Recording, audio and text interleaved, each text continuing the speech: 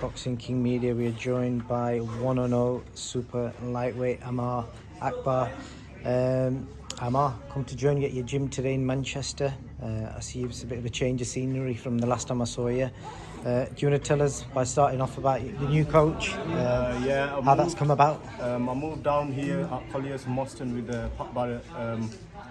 Obviously, I was with my dad since my whole boxing career. Since amateurs really, I just need a little change, someone who can take me to the next level.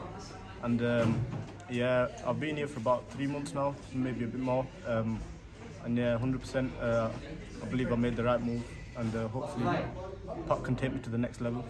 It's a big move, obviously. You see a lot of fighters tend to stick with their dads. You know, there's a lot of guys at the top level, like Devin Haney, for example.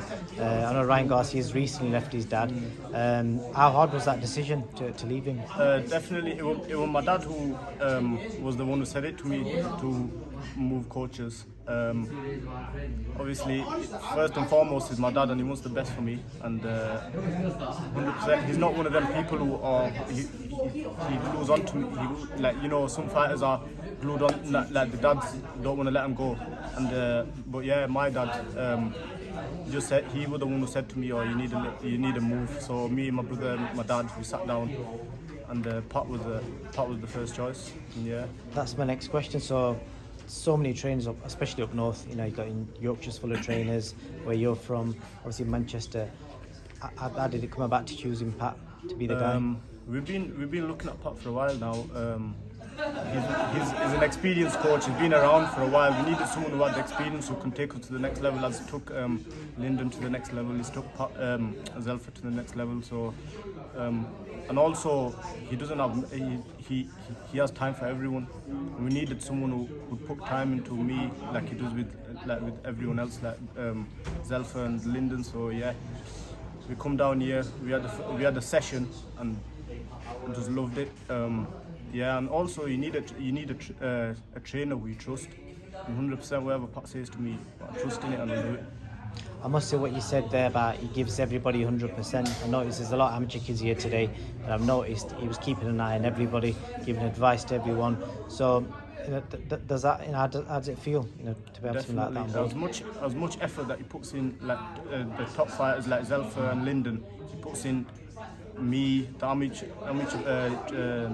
amateur trainers here and fighters, and yeah, it's just everyone's equal really, and there's no one like bigger than the other, and that's what we love about being here. So it's a good environment, and yeah, everyone works hard, and then yeah.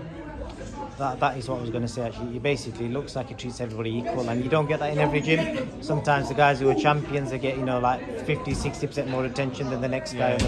So it's nice to see that. Yeah. So what's Pat? You've been with him for 3 months. What's he added to your game? Obviously, it doesn't happen overnight. It takes time. Definitely, as you know, the job, famous job from this gym. Pat, yeah, he's been working on my job. So you'll see a lot sharper job. My defense, I believe my footwork is 10 times better now.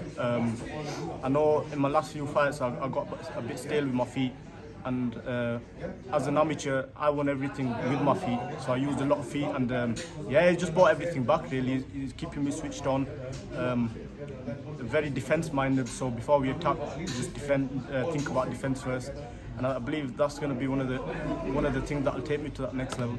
Yeah. And what's up is Zelfa's not too far from you weight-wise. I'm guessing you got to do some rounds with him. What have you learned, training with somebody like, of his quality? Definitely, we've done a lot of tech sparring with Zelfa, and just staying switched on, because if you switch off with him, he'll hit you, and just staying switched on, and just how he's always aware of what's coming back, and even with Lyndon, doing tech sparring with Lyndon, doing tech sparring with all the boys here, it's just different, and it's good, man. Good work. Okay. Obviously, the travel to Manchester. How are you getting back coming here every day? Yeah. It's not easy, is it? Yeah, it's not easy, but it's got to be done. To be the best, you got to travel and that's it. It's got to be done really. I don't really mind traveling. If I get the best teaching, I'll do anything for it really. Okay. Just a bit away from boxing, who's doing your food for you? You've got family at home that cooks your food for you? Do it my yourself? nutrition and stuff. Yeah. I've got a sponsor, Prep and Go, who does my food, and of course my dad. Obviously, family. It's always been a family thing, but mainly it's Prep and Go and Pro Nutrition. He does my nutrition, and yeah, it just gets me down weight easy. Kind of. What are you doing to take your mind out of boxing at the minute? You know, obviously kids your age have got loads of hobbies outside of it's football or other sports. Yeah. How do you keep your mind off boxing? At the moment, when I'm in camp, I don't really do much. I'm a kind of boring guy. Probably just stay home, watch a bit of Netflix, train, and yeah, that's about it really. But out of camp, I'll go out, I'll play football, I'll do a lot of other stuff. What position are you playing in playing football? I think I'm more a defender now. Are you a defender? But yeah. Is that because of your height? Yeah, long legs and all. Yeah. But yeah, I do a lot of stuff really. Sometimes tennis, you know, chill out. Not many Asians playing tennis. That's a bit random, yeah. That's a new one though. We've been playing a bit of tennis and that, so it's good hobby, man. And yeah, and then when I'm back in camp, I just switch off. I don't do no other sport, just boxing. Just box. Okay. I'm guessing your friends are ringing you saying, "Amaar, let's go chill out here. Let's go do this Friday night." No. Are you keeping away from all that? No, it's like my mates. They know when I'm on the grind and when I'm in camp. They don't bother me and that. So yeah, they're good like that. That's what you need. I've got a small group of friends around me who are good, who don't make me do bad stuff, and yeah, that's what you need really. Obviously, your fight's coming up. I'm hearing you've sold loads of tickets. Got a big crowd coming from Dewsbury going to Birmingham. Yeah, definitely. We got a big crowd, and it's gonna be a lot of fun. Maybe touching about 250, maybe a bit more. Yeah. It's gonna be loud, and I've always said we bring a big crowd, and hopefully we can show like Frank and all the team like how many tickets we can sell. 250 is a lot. You know, what I mean, most fighters struggle to do 100. So if you're doing 250, especially in Birmingham, as you know, we're from up north, Dewsbury, and yeah, we've just got a full. Just big shout out to everyone, just paying the hard-earned money just to support me, going all the way down to Birmingham and all. So yeah, just big thank you to everyone, all Team Akbar supporting me. It's nice the people at Dewsbury to obviously support a local fighter, and 250. I didn't think there were 250 people in Dewsbury. Dewsbury's that's what it is. Dewsbury is a small town, isn't it? Yeah. So just everyone's just got together. Like I didn't even think like this many people would get together, especially Birmingham. It's like kind of far from where we are. So yeah, massive shout out to everyone who was supporting me. Okay. Have you got any sponsors that you want to thank? Big shout out to Emojis. They've just opened in Dewsbury last week, so everyone go check it out. Is that the pro post-fight treatment? Yeah, definitely. The post-fight. You better let me know what day that is. Definitely, we're gonna shut the whole place down the day after. Okay. Get I'm gonna be there. Definitely. Yeah. Have you got any recommendations? Any burgers from there that you recommend? I'm off the burgers at the moment, so I'm just. I went yesterday. I got chicken and rice. Can't really have much else, but hopefully we'll have a nice treat after. Okay. And just last one, what can fans expect to see on fight night? A different performance, more sharper, switched on performance. Yeah, definitely a lot better than the first one. I've got to quickly ask you about your pullback counter. Yeah. I've spoke to you about it before. We've posted it on social media. It's done big views. People love it. You know, Virgil Ortiz commented on it last time.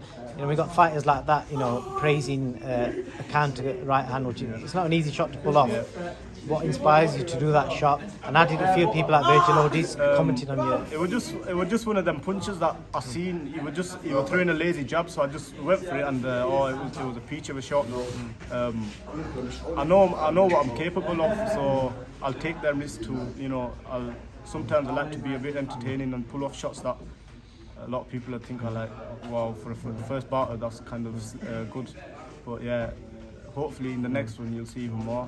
What was it like? Obviously, I'm guessing you look up to people like Virgil Ortiz. Yeah, definitely. You know, he's been trained by his dad, awesome fighter.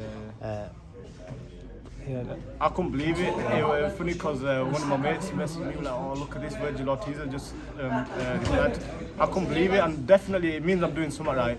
If there's people like Virgil Ortiz commenting on my videos and stuff, and hopefully one day I can get to that level that he's at now. Good stuff. Right, no worries, Amaar. Thank you very much for your time, and good luck on fight night. Thank you.